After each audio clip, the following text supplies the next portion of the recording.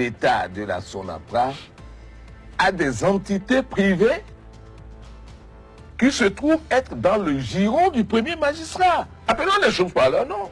C'est un conflit d'intérêts. Et comment espérer que le monde entier ne va pas entendre ce message et poursuivre ceux qui se livrent à de telles pratiques?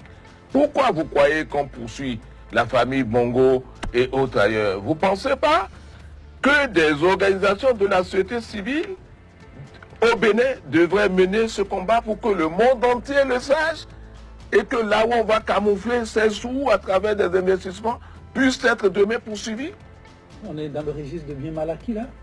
Mais le GRDS Afrique veut informer le monde entier pour que des associations internationales lèvent le bouclier pour faire les poursuites. Et il faut que nous nous asseyions pour mettre fin à ça. On ne peut pas. D'abord, pour ce qui a été déjà fait, il faut remettre les choses en place. Et nous devons tous nous asseoir pour faire en sorte que personne au Bénin, que nous soyons vivants ou pas, ne s'amuse avec le patrimoine national et demain ne se livre encore à de telles pratiques. Oui. On a connu toutes sortes de régimes, mais on n'a jamais connu un régime qui, de manière ostensible, traite le pays comme sa boutique. Le mot boutique est revenu plusieurs fois. Non, mais oui, parce que, pour ajouter, parce qu'il faut savoir aussi qu'au moment où il cassait les petites gens, le président lui-même est parti acheter entre griffes un domaine de l'État à près d'1 milliard. Je dis entre griffes, je dis entre griffes. Je dis entre griffes, oui. Parce que moi j'ai la conviction et la certitude que notre peuple reprendra un jour ce domaine. Et si le président il fait des travaux là-dedans, c'est à ses risques et périls. Non, pardon? je peux vous répondre. Oui, allez-y. Je peux vous répondre. Oui. D'abord, il y a un grave délit d'initié. Qui a dit que le domaine est à vendre? Personne.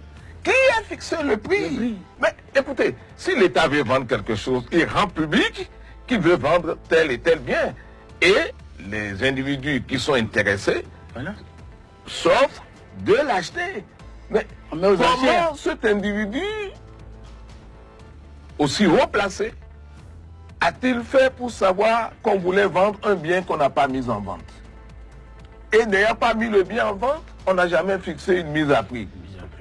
Je dis, ça c'est un délit d'initié.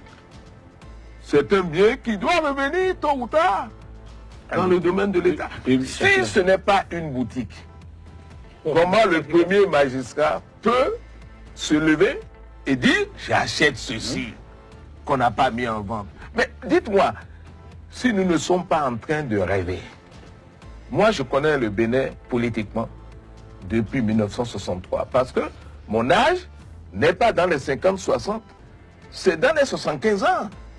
Je connais le Bénin depuis 1963, depuis le coup d'État de Maga. J'ai jamais vu quelqu'un avoir une telle audace pour considérer les biens du pays comme ses biens personnels. Et vous dites que